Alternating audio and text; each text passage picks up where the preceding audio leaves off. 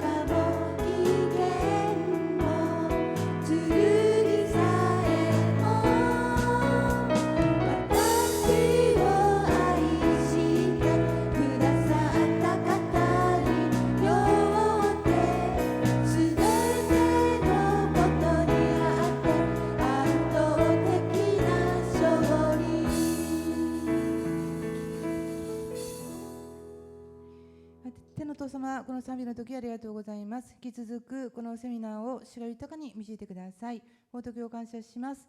イエス様の皆を通してお祈りします。アーメン。それではお座りください。